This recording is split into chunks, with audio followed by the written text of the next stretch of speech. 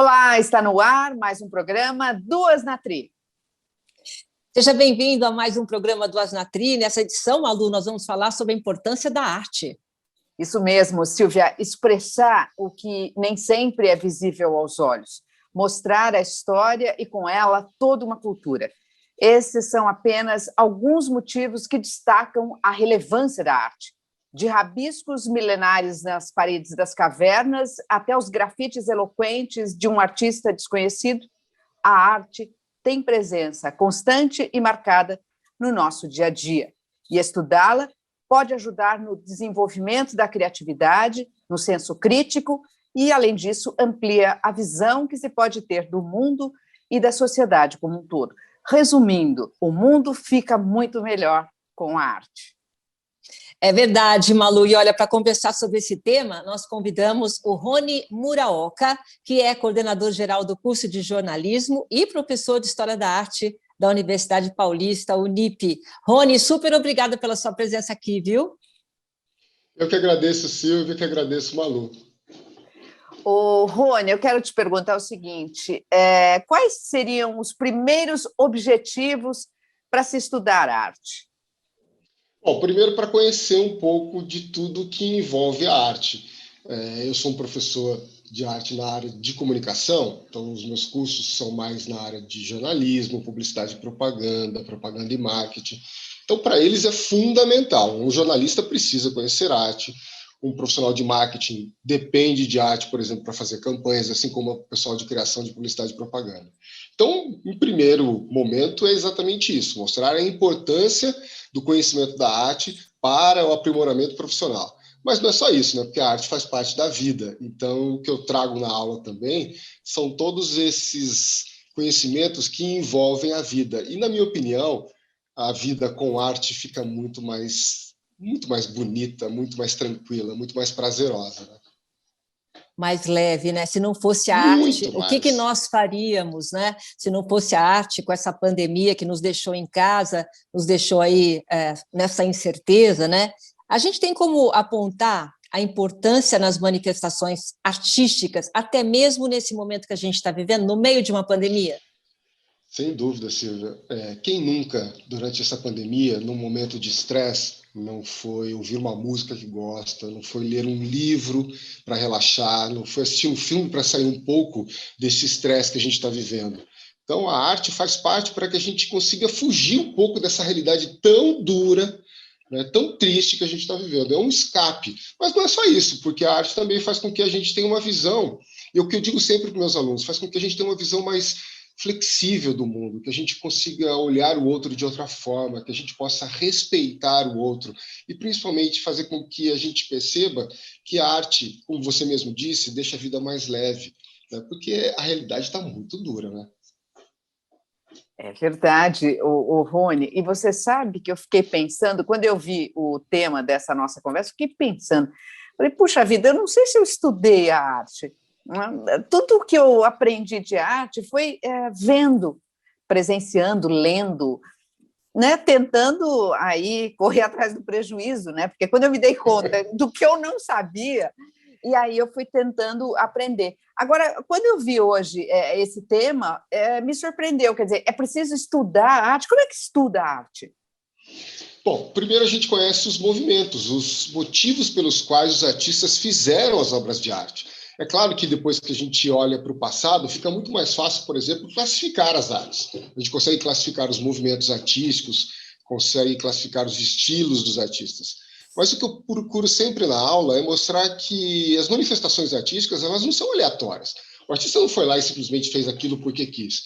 Ou é uma expressão de um sentimento, ou é algo que está acontecendo no mundo e que ele precisa colocar aquilo para que as outras pessoas percebam, ou é algo que ele precisa, inclusive, demonstrar a sua ideia, o seu objetivo, a sua ideologia para o mundo. Então, a arte faz parte de uma comunicação com o mundo também, com uma outra forma. Aqui a gente está fazendo um programa de televisão que é uma forma de comunicação, e a arte também é. Então, o que eu procuro mostrar para os alunos é que há uma relação muito forte. A arte não é dissociada da história, a arte não é dissociada da vida, a arte não é dissociada das pessoas. A gente costumava estudar a arte simplesmente olhando os movimentos, olhando os artistas, e sem entender por que eles fizeram aquilo, por que aquilo estava acontecendo. E o que eu procuro trazer, como eu sou um jornalista, o que eu procuro trazer para os alunos é exatamente isso. Tá, aconteceu aquele movimento, mas por que aconteceu aquele movimento? Foi aleatório? Um dia o artista resolveu pintar daquela forma, outros artistas resolveram copiar? Não, sempre tem uma causa. E quando você entende a causa, quando você entende a história, esse contexto todo, fica muito mais fácil, na minha opinião, entender por que os artistas fizeram aquilo. Então a ideia é sempre fazer uma associação com a vida. Nunca simplesmente estudar um movimento por si só. Eu procuro sempre trazer essa relação. E outra coisa que acontece muito, as pessoas estudam história achando que a nossa vida atual é diferente do passado. Sim, há algumas diferenças tecnológicas, diferença no comportamento, mas o padrão de comportamento humano é muito parecido. Para vocês terem uma ideia, quando eu fui falar para eles de um movimento muito forte, lá no início do século XX, que foi o expressionismo, em que os artistas precisavam colocar todos aqueles sentimentos que eles tinham para fora, quer questões subjetivas, ou quer questões da sociedade que estava acontecendo, e o expressionismo foi muito catalisado pela Primeira Guerra Mundial, eu trouxe para eles a pandemia dos tempos atuais, para que eles entendam que esse sentimento que a gente está passando hoje, toda essa angústia, esse medo, essas incertezas, né, os artistas do início do século XX também passaram em relação à guerra. Eu fico imaginando o seguinte, você tem os seus amigos, né, você tem a sua comunidade que, de repente, ou ela é destruída, ou seus amigos vão para a guerra e não voltam mais. Não é muito parecido com o que a gente vive hoje? Quantos amigos que adquirem a Covid, que a gente não sabe o que vai acontecer? Quantas incertezas a gente tem do mundo? Então, fazendo essa relação com o mundo atual, na minha opinião, fica muito mais fácil para que eles entendam que, sim, nós vamos ter artistas nesse momento que estão expressando toda essa angústia, todo esse desespero, todo esse medo nas obras de arte, assim como os artistas fizeram no início do século XX. Então, eu procuro sempre trazer para o dia atual. E aí eles conseguem entender muito claramente. Porque é muito fácil a gente falar, por exemplo, no início do século, quando a fotografia foi inventada, os artistas deixaram de reproduzir aquilo que eles viam na natureza, sim, porque não tinha mais a necessidade. Tá, é muito difícil para eles, porque a fotografia faz parte do nosso cotidiano. Mas eu trago outras coisas. Por exemplo, uma realidade 3D que acontece, e aí eles começam a perceber, poxa, a gente tem tecnologias diferentes hoje, mas o sentimento é muito parecido com o homem do passado. Vai mudando as tecnologias, mas esse comportamento humano permanece. E trazendo para essa realidade, a arte fica muito mais palpável, fica mais palatável, né? Olha, Rony, eu nunca tinha parado para refletir, só um jornalista mesmo para refletir dessa forma. De verdade, porque existe aí uma coisa até investigativa. Você, como Sim. jornalista, você analisa uma arte, a arte faz parte do contexto daquele momento e você tem muitas respostas através da arte. Né? E aí você está analisando, no caso, a arte também com os momentos que as pessoas na época viveram, com o jornalismo, e a gente pode também associar essa arte na história, na geografia, até na matemática, elas também são expressadas? Sim. Um programa de história da arte, especificamente, você vai estudar os movimentos artísticos que aconteceram durante toda a história da humanidade. Desde a pré-história, com a arte rupestre, passando pelo movimento clássico da arte grega, romana, o Egito, passando pela Baixa Idade Média, o Renascimento. Então, eu procuro mostrar, né, e aí as vanguardas modernistas do início do século XX. Só que se a gente estuda simplesmente o movimento sem entender por que eles aconteceram, na minha opinião, fica muito complicado o aluno entender.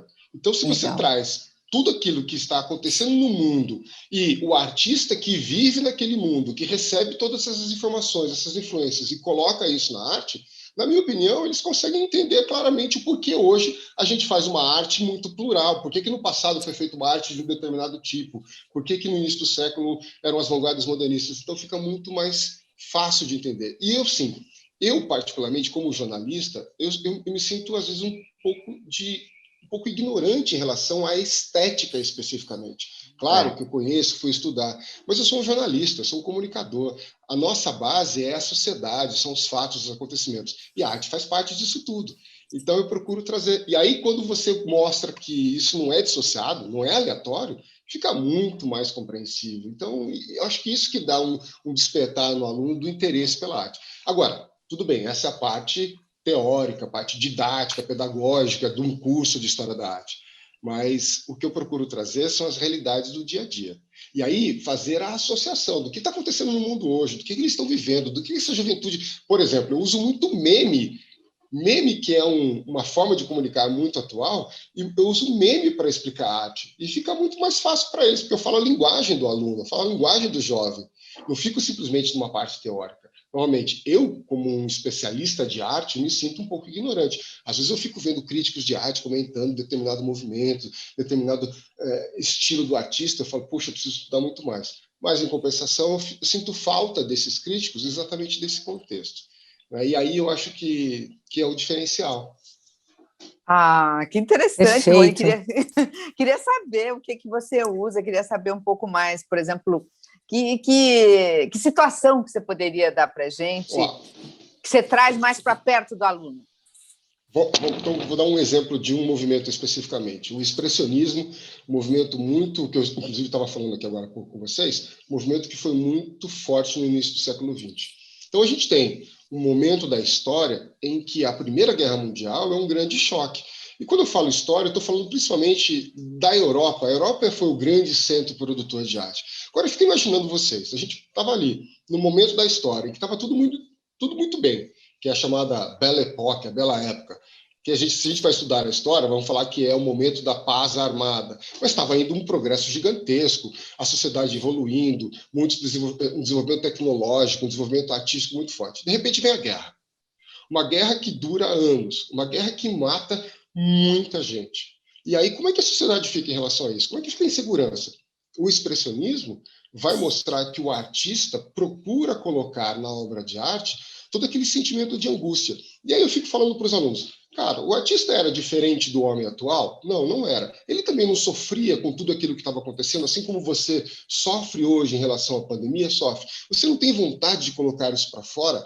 Às vezes eu pergunto para meus alunos, quem é que não escreveu um poema? Quem é que não fez um desenho querendo colocar todo esse sentimento que às vezes a gente não consegue explicar, e a arte dá essa possibilidade de você colocar ali todo aquele sentimento que está dentro de você e que você precisa pôr para fora de alguma forma.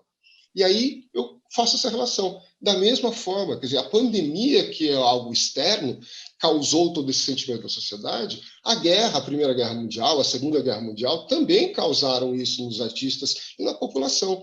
E aí fica fácil. E aí você percebe, então quer dizer que a guerra que causa toda essa destruição, toda essa incerteza, todo esse medo, faz com que o artista também coloque isso para fora? Sim, assim como a pandemia.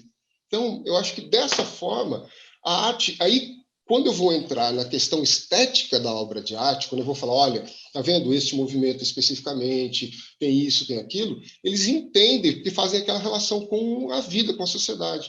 Então, ela não é dissociada. A gente não pode entender que as coisas na vida são dissociadas, porque elas não são. Nós somos seres sociais que vivemos, né, sofremos influências e influenciamos também, óbvio. Ô, Rony, dá licença um pouquinho só, mas você não respondeu a minha pergunta. Eu quero saber o seguinte, como é que você traz, quais são os exemplos? Me dá um exemplo prático de como é que você traz para mais perto do aluno. Você respondeu, eu entendi, mas eu estou curiosa. Então, por exemplo, da pandemia. Estou dando um exemplo especificamente da pandemia. Então, todo esse mas o que você faz com a ativo... pandemia? Mas só na teoria? Não. Por exemplo, eu trouxe para eles matérias jornalísticas mostrando a quantidade de mortes, a quantidade de pessoas infectadas, as incertezas que nós estamos vivendo, para que eles entendam um pouco mais do contexto. Aí eu começo a falar para eles que, na Primeira Guerra Mundial, existiam as mesmas incertezas da população. E aí eu começo a falar, tá vendo? Essa incerteza, esse medo, faz com que o artista tenha um sentimento muito difícil em relação ao que está acontecendo. E esse sentimento vai ser colocado na obra de arte. Assim como na pandemia. Os artistas atuais vão colocar todo esse sentimento também na obra de arte. E aí, depois que eu faço esse contexto histórico, aí eu começo a falar do movimento em si. E aí, quando você explica uma deformação, por exemplo, no expressionismo havia uma deformação da forma. Vamos pegar Modigliani, um grande artista italiano que deformava os pescoços dos seus personagens, o Van Gogh, que tinha toda uma pintura um pouco mais, uma pincelada mais drástica. E aí eu explico que isso tudo é uma influência do meio. É claro que também tem toda a técnica do artista, a subjetividade do artista, que a gente vai estudando cada um deles. Dos vários movimentos que a gente estudou durante o semestre, por exemplo, eu sempre procuro, e aí é uma investigação jornalística mesmo, eu sempre procuro, o que isso pode, o que essa característica, o que esse movimento pode fazer uma relação com o tempo atual.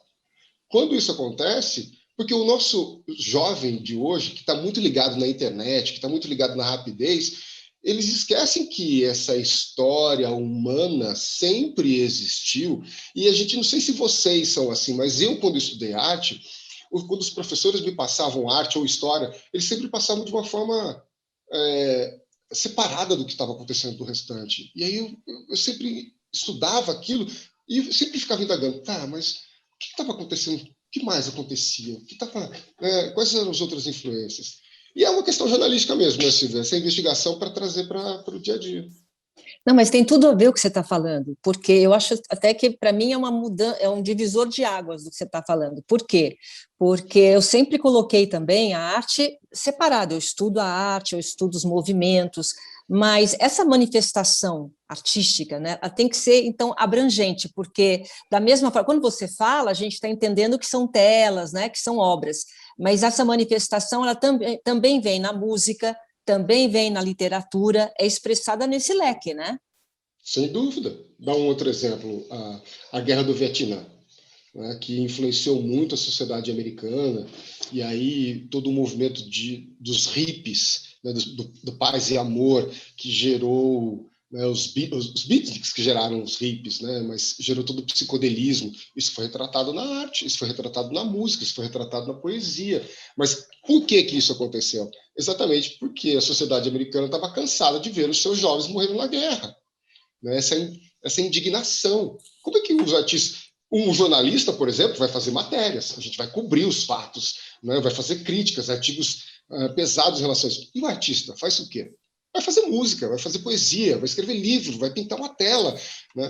Um outro exemplo, uma tela extremamente conhecida de todos nós, que é a Guernica, do Pablo Picasso, que acontece porque ele, como um espanhol, se sente absolutamente tocado com a Guerra Civil Espanhola e com o bombardeio que acontece na cidade de Guernica.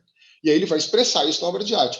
Tudo bem, aconteceu esse fato naquele tempo. E aí eu tento trazer para o dia atual. Eu tento trazer para que o aluno tenha o mesmo sentimento que o artista, para que o aluno tenha o mesmo sentimento que as pessoas naquele momento estavam vivendo. Então, por exemplo, para falar do Guernica, eu vi, né, desse bombardeio em relação à cidade que o Picasso vai retratar, eu fui falar daquela ação policial no Jacarezinho. Das pessoas morrendo no Jacarezinho. Né? Isso gerou manifestações artísticas? Claro que gerou. Então, a gente traz esses paralelos para que ele possa compreender mais. Agora, quando você fala aí do expressionismo, eu tô cavucando porque eu tô curiosa, claro. o Rony, e eu quero entender, por exemplo, como é que você faz quando você mexe com o expressionismo, o surrealismo, o próprio cubismo, né? Quando você mexe nessas correntes, como é que você faz? Como é que você liga essas correntes com a realidade? Ou, por exemplo, tem uma mais importante que a outra? Eu quero entender não tem, mais não tem. Eu acho que é impossível você... É igual... eu sempre digo que a subjetividade faz parte de todos nós. Então, tem movimentos, tem obras que eu gosto mais, Rony, mas eu não posso deixar de entender a importância desses movimentos todos. Então, todos eles têm uma importância, na minha opinião, muito iguais. Vou dar um exemplo bom. Um cara que revolucionou a obra de arte, o Jackson Pollock, que pintava aleatoriamente, colocava tinta numa lata, furava a lata e jogava essa tinta aleatoriamente, jogava pinceladas aleatoriamente.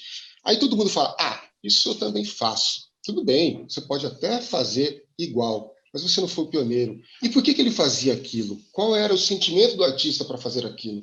E aí conta um pouco a história do artista, toda a sua guerra emocional que ele não sabia como colocar para fora. Vou dar um outro exemplo de uma obra muito conhecida, que é do Edvard Munch, aquele O Grito, Sim. né, que todo mundo sabe.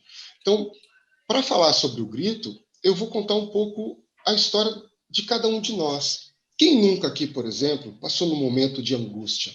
Quem nunca aqui teve uma vontade de sair gritando para o mundo? Sabe, às vezes não vai resolver nada. Não sei se já aconteceu com vocês. Comigo acontece às vezes. Tem situações que eu não consigo resolver. Não, né, Malu? Eu pego um carro.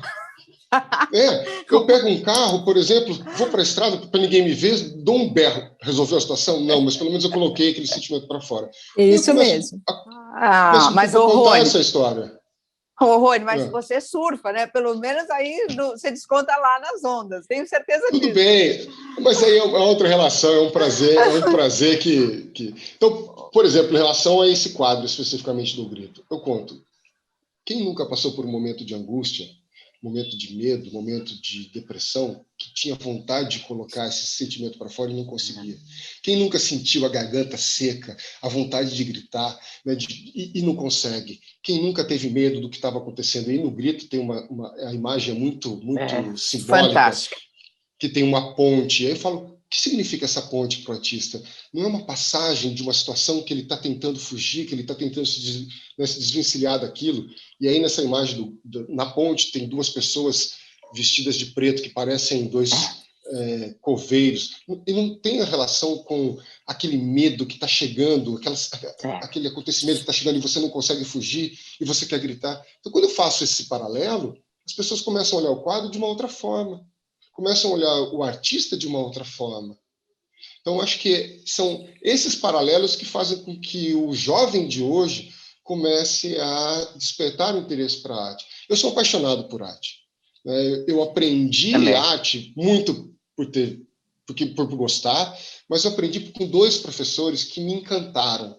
Um professor na pós-graduação e um professor no mestrado na Unip, que foi meu orientador de mestrado, Eduardo Penhuela, que sentava e começava a contar as histórias de uma forma tão apaixonante que aquilo foi me cativando. Eu falei, eu quero passar essa mesma paixão para os meus alunos. Eu quero passar todo esse conhecimento que eles trouxeram para mim dessa mesma forma. E aí eu acho que fica mais gratificante também para o aluno, não fica tão pesado. Para o aluno e para quem não entende de arte, para quem está quem está assistindo a gente agora, porque eu acho que uma forma, né, da gente aprender esses diferentes movimentos, no caso, não sei se é assim que você pensa, colocar o quadro, a obra, o que seja, e analisar o momento que ela foi criada, né? Qual era a época? Que época era essa? O que está retratando, não é? É por aí, né? Para aprender esses diferentes movimentos, é por aí. Eu vou dar um outro exemplo. Quando a gente fala da pop art, que é um movimento extremamente colorido, né? Todo mundo sabe, já deve ter visto aquela imagem da Marilyn Monroe replicada, né? As sopas Campbell, o Elvis Presley, as garrafas de Coca-Cola. Eu falo, mas por que eles faziam isso?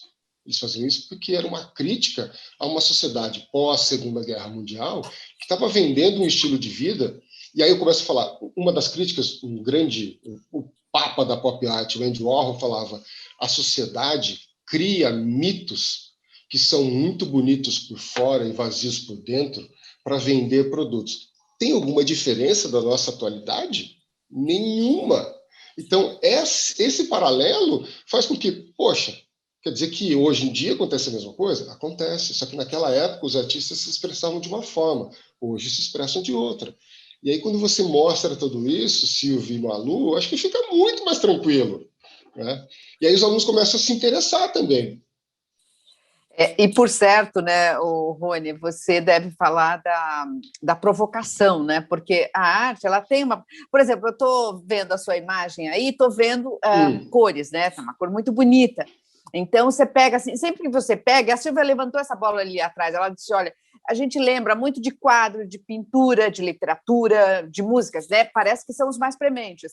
Mas, quando você olha uma obra de arte, já vem cores, né? Você imagina aquele negócio, aquela tinta, aquele pincel, aquela coisa que foi e ficou ali na mão do artista e na expressão dele. Agora, por exemplo, se tivesse um quadro preto aí atrás, poderia ser uma provocação, um quadro fechado. Poderia, porque, assim, da mesma forma que esse colorido está chamando a atenção, o preto também teria, só para eu perguntar por que o preto estava ali. Você está com uma camisa escura no preto. Então, essa provocação... E acho que outro elemento também que tem, né, Rony, é a sensibilidade. porque às vezes você precisa, nem tudo é visível aos olhos, né, Rony? Bom, uma coisa é fato. Nós, seres, entre aspas, normais, que batemos nosso cartão às 8, nós temos que fazer toda a parte. Vamos pegar os jornalistas, a redação o dia inteiro, trabalhamos com hard news e tudo mais, que saímos às 5, ou nem sai às 5, 7.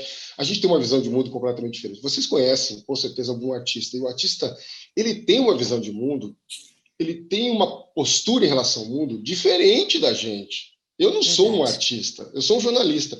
Então, entender também por que esses artistas têm essa visão. Então, assim, não é à toa. Por exemplo, Van Gogh, um dos artistas mais renomados do mundo, tinha uma inquietação interna, tinha uma visão do mundo muito particular, que não era entendido pelo seu tempo, só foi entendido depois. A gente consegue compreender Van Gogh hoje, é um dos artistas mais queridos, mas na época não vendeu um quadro sequer, porque no mundo em que ele vivia, ninguém o entendia. E, por exemplo, para falar de Van Gogh, eu trago seriados atuais. Tem um seriado muito bacana que os jovens gostam, que é o Doctor Who. Tem um seriado que conta a história do Van Gogh. Eu procuro trazer isso. Quando eu falo, por exemplo, que quando os irmãos Lumière fizeram a primeira exposição de um filme, que foi o trem chegando na estação, e eu conto essa história, as pessoas que estavam assistindo aquele filme, que é uma expressão artística, o cinema, saíram correndo, porque nunca tinham visto uma imagem em movimento. E aí os alunos começam, poxa, mas que coisa mais boba. Eu falei, boba agora. Aí eu trago uma pegadinha que tem na internet, não sei se vocês já viram, de uma televisão ultramoderna, de ultra definição, que eles fazem uma pegadinha que é mais ou menos o seguinte, eles colocam uma TV como se fosse uma janela, e nessa TV passa um filme de ultra definição, que você não acha que é filme, você está achando que aquilo é uma janela realmente, de um meteoro caindo. E esse meteoro explode, e as pessoas começam a ter medo daquilo. Tem uma outra pegadinha que eu mostro nessa mesma aula, eles colocam essas telas de TV num elevador, e fazendo com que a pessoa que está dentro do elevador pense que o elevador saiu voando. Se você estivesse nessa situação, com certeza você também passaria pela mesma pegadinha. Claro que hoje nós não passaríamos pela pegadinha não, sairíamos correndo do filme do Lumière. Mas dessa pegadinha a gente, com certeza, entraria. E esse paralelo é importante. É bobo os homens do início do século XX saírem correndo de um trem? Não, não é. Porque hoje a tecnologia é diferente, a gente sairia correndo se um meteoro numa TV ultra definição, e a gente não soubesse que era uma TV, estivesse caindo, a gente sairia correndo da mesma forma. Então, esses paralelos, para falar, o mundo continua o mesmo na sua base de comportamento. As tecnologias mudam, mas o sentimento humano continua. E o sentimento humano do artista, que era do início do século XX, ou que é agora, também é o mesmo.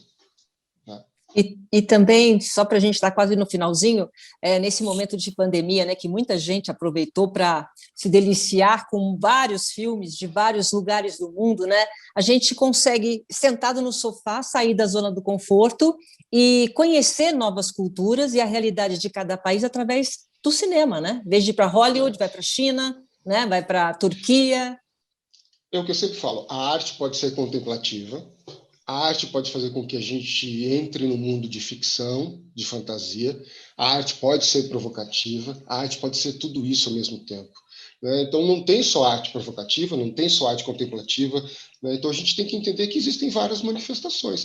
Quem nunca aqui resolveu um dia assistir um filme para dizer, eu quero assistir um filme para comer pipoca e, sabe, me desligar do mundo, rir sem pensar em nada. Mas também nós tivemos momentos em que eu quero assistir um filme que me traga indagações sobre o que está acontecendo. Então é um tipo de cinema diferente do outro. Assim como existem artes, como existem músicas, como existem poesias, que podem ser contemplativas ou que podem ser indagadoras.